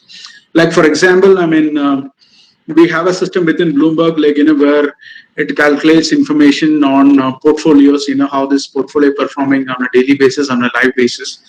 Like for redemption, there are other softwares. There are market software which is also there. There are operational software which is also there, and there are risk software which also tells you the risk parameters. So that's an area which is part of the total equity assets management, and my role is very limited in those kind of things. But on a regulatory perspective, on a company's strategy perspective, this kind of information is very crucial because we are developing technology day by day, and disruptions do happen. So we have to invest on the latest technology for our clients to get them precise information. And Dr. Joe says another question: some intraday trading ideas. He's asking. Yeah. So intraday trading idea, I cannot openly comment because I don't look at. That's one thing. But intraday trading, a lot of people do that. I mean, Dr. Sadar is also an example. I mean, he's an expert in technical analysis. So you can look at the chart and you can decide. So that's a totally different area, technical analysis, because you take positions in a day and you wind up positions. People do make money. I don't deny the fact. They might make money, but again, sustainability and the smartness, continuity is a thing in question, because in a volatile market, you might make money during the day Within the day you make money, but maybe on a sideways market you may not. On a long term perspective, you will be greedy and you might cut positions, and the stock will still rally. So you have to understand your risk perspective. That's a crucial part of it. So I don't say don't believe in technical analysis. Do believe if it serves your interest. But again, my theory holds, like, my career demands that it should be more of analysis. And there's another question from Mr. Abhilash. He's asking about the investing is an art or science, or a blend or mix of both. Please share your view. Investing is an art or science and blend of mix of both. Please share your views. He's asking about your view on the investing is an art or a science, or is a mix. Earlier it used to be an art, and now it's a mix of art and science. Well, I don't contradict to big investment gurus, but I believe it's an art and science. Because when you say it's an art, like, you believe in a company and just invest by looking at the promoter, maybe I'm just saying it as an example. Or you believe in a sector that this sector is going to go great. I mean, if I say, for example, healthcare companies which are investing in research for COVID vaccine. Yes, that's a trend. That's an art. Okay, you believe that there's a trend. But the science is basically you look at valuations, you do your own DCF models, you do projections, you do evaluation. So that's also part of science. A person who believes purely in art cannot excel. So you have to believe both art and science, because at the end of the day, the global equity markets have changed. There's $100 trillion market, and nearly 7 to 8 trillion is daily traded. And there are softwares which can do algorithms, and which can do automated robot trading. So that can outperform. So you have to believe in both, and as well as technology is my belief.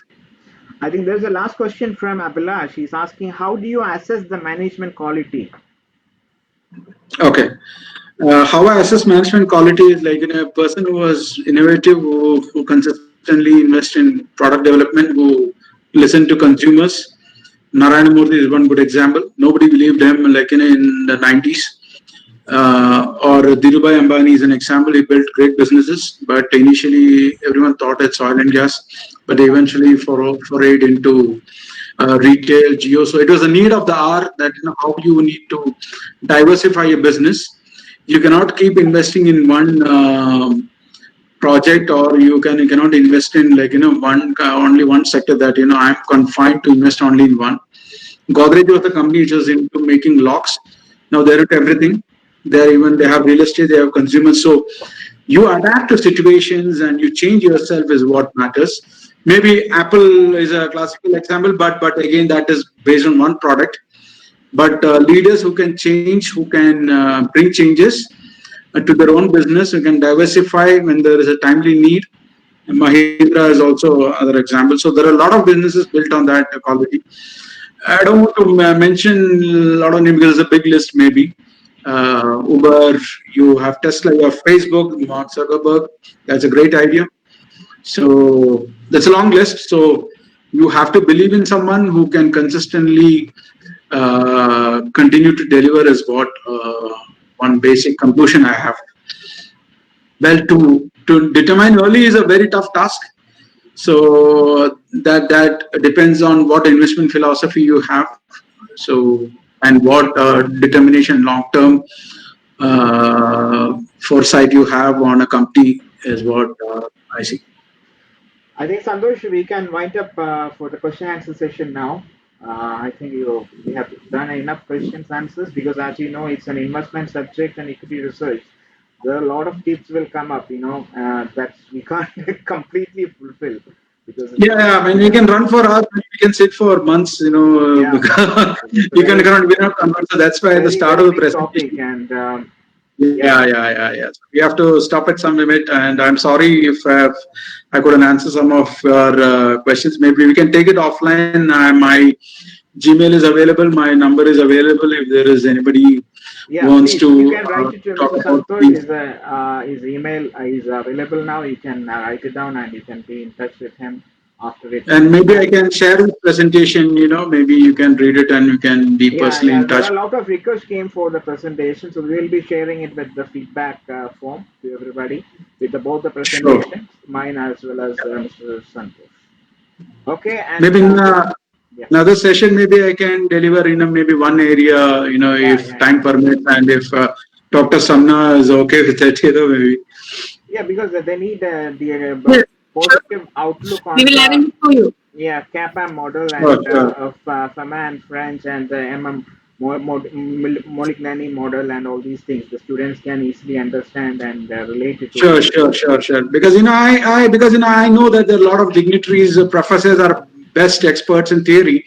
Because I studied more theory in maybe in 15, 17 years back, and I'm more a practitioner using those theories. Some theories then may not work, some theories do work. So I would leave it to you to the theory part, because I am more role of a practitioner. But but this profile requires a good expertise in theory also. Don't forget about that. So that's my key message to MBA students who are passing out. And I wish them good luck to them, that they come up in whatever career they wanted to. And if they want any personal guidance, please feel free. They can be in touch with me. Thank you, Santhosh. Sure. It's a pleasure from my side, and I leave it to you. Thank you, sir. Now I would like to invite Dr. Samya, Assistant Professor, Iqbal College, for vote of thanks. Hello, good evening, everyone.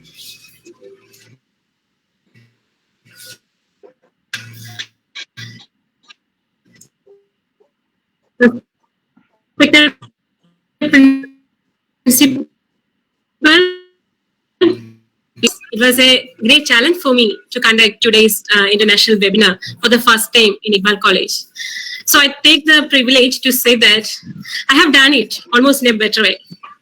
It was a challenge because we already facing some crisis of COVID-19.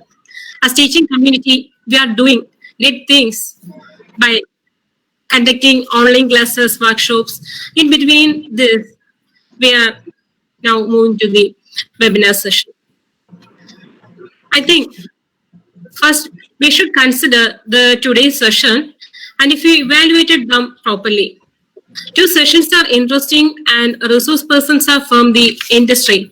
Both have good research experience and have good academic background. And now I'm moving to my responsibility to thank one and all.